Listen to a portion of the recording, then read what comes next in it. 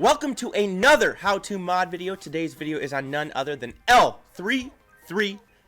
Not a character I particularly liked in the solo movie, but she's actually pretty darn good in this game. So we will go take a look at her. Now, I leveled her up specifically for my CLS Chewy Raid Han team, and I'm actually going to take that team into battle here in the arena and show you how I make it work and stuff like that. So first, let's look at the abilities as usual and see if they have any benefit to how we mod her. Deal physical damage to this is daring advanced. Deal physical damage to target enemy and inflict defense down for 2 turns. Prepared. If L3-37 is prepared, she gains 10% max health stacking until the end of the encounter. This is something stacking max health. I don't know if that's going to help us define necessarily how I mod her, but it is something to think about. It's not necessarily awful to put a max health mod on her in a situation if you had protection on her, because it will be stacking. But usually, I don't know how many times in battle you're actually going to use her basic, but unless she gets some retribution and she counters a lot, which she could do that, by the way. We will look at Spark of Hope. Deal physical damage to target enemy and gain taunt for 1 turn. Heal all scoundrel and droid allies for 50% of L3's max health, then grant all prepared allies tenacity up for 2 turns.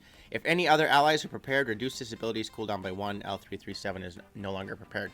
So again, we are healing for 50% of L3's max health.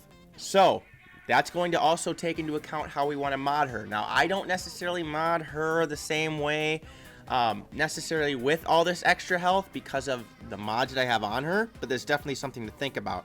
For the droids, I do not have this Zeta, so we will read the non-Zeta. At the start of L3-37's turns, if L3-37 didn't take damage from an enemy her last turn, she becomes prepared. Whenever another droid or scoundrel ally takes damage, L3 gains 15% turn meter. Whenever L3 takes damage from an attack, she dispels debuffs from a random debuffed scoundrel ally. When she's taunting and when she's taking damage, this is the reason why she's an absolute amazing tank with Raid Han and Chewie, because they're scoundrels. And when they take damage, when she takes damage, she has a chance to dispel them. And that's actually awesome. And you're going to see when you go into battle how that works. And we will look at self-modifications. L3-37 has plus 25% max protection. When L3-37 becomes prepared, she gains taunt for 1 turn. At the start of each encounter, L3-37 becomes prepared. At the start of battle, L3-37 gains the enhanced Mark 1 ability. What does Mark 1 mean? Gain 50% chance for the rest of the counter chance for the rest of the battle and become prepared. When she used this ability, upgrades to Mark 2. Mark 2 gain 30% critical avoidance and plus 100% defense for the rest of the battle and become prepared. When used, this ability upgrades to Mark 3. Increase counter chance to 100% for the rest of the battle and become prepared. This ability can only be used once. So, after you use Mark 3 and she's going to be countering the whole battle, she's going to be constantly using her Daring Advance, which is constantly going to be gaining 10% of her max health, stacking until the end of the encounter. So now let's go look at how I mod her. Now, here's what's important with her. I have put a tenacity set on her. This doesn't mean that you have to mod her with tenacity. A defensive set or health set would be okay as well. If you go in here and you look at her recommended mods, it says health, because you want that extra health, because she's going to be, the more health she has, the more she's going to heal everybody when that situation comes and stuff like that. But I use her in a lineup with Chewbacca with his Zeta, where when he does damage, he's going to be healing Raid Han the way it is, and those are the two that I want to keep gaining health. So I mod her with the tenacity set so she never gets stunned. She rarely gets debuffs. The reason I don't want her stunned is because I want her countering. I want her able to continue to taunt. I want her to get all of her marks so she eventually can get all the way up to Mark 3 and counter every time. So I mod her with the tenacity set. So let's go look at the mods here. Now, I don't have much speed on her. As you can see, her base speed is 143. I don't need as much speed on her. She's going to be gaining turn meter at times, actually quite a bit of turn meter, so therefore it's not necessary to have speed when she's going to be gaining turn meter because of damage that she's taking or scoundrels are taking. So we'll go to the square. It's an offensive primary, it always is, and it has plus 4.28% tenacity in the secondary. This is kind of what I'm looking for here. I want as much bonus tenacity, and obviously speed would be nice, as possible. And then as a tank, you can also, it'd be nice to have some extra defensive protection health stats in the secondaries as well. We look at the diamond primary stat of defense with plus 4.93% tenacity, plus 628 protection, plus 11 speed, and a little bit bonus offense. This is a good mod right there. Now we will go to the circle. Now, a lot of people are saying, why don't you have health in the circle? What are you doing? Okay, because I want her tenacity so high. I put this as a protection mod because I actually have her protection pretty darn high too. And it has plus 4.58% tenacity, plus 5 speed, plus 2.34% defense, plus 16 defense. This mod is ideal for me because of the extra defense, tenacity, and that little bit of speed. Now, I can see most of you going, why doesn't she have health? She heals based on health abilities. I understand that. This is the way that I modded her. If you choose to, this is not the only correct way. Put a health set on her, put as much health on her as possible, and let her heal with a bunch with her abilities. But this is the way that I did it because I don't want her stunned. And I like to change it up.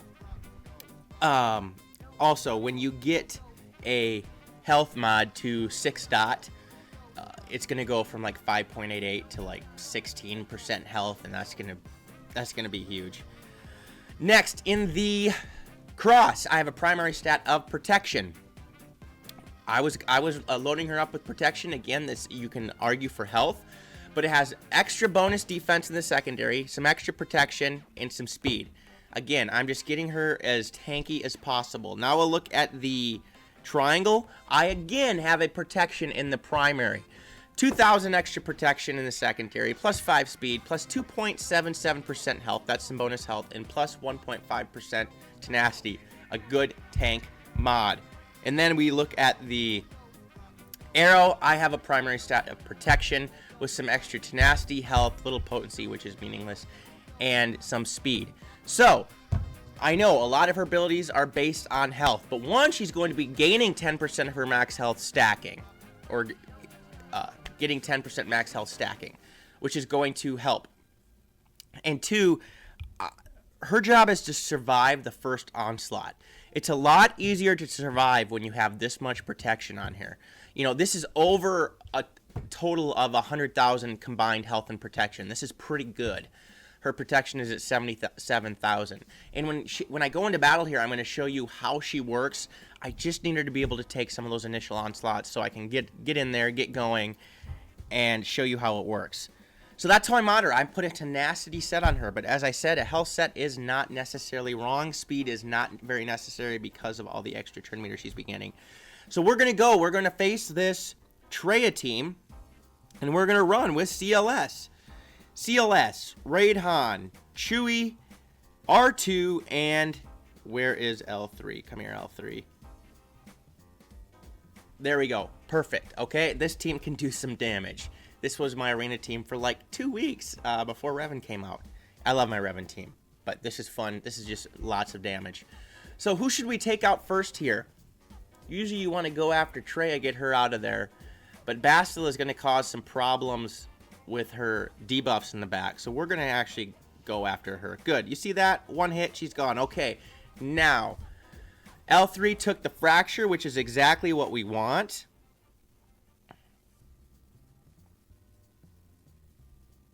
Get the counter. Okay, let's get a stun on Treya, which is nice. I'm not going to use this right now because Cyan will just wipe it all out. Let's use this, though. I probably should have stunned Cyan. That was maybe stupid. Okay.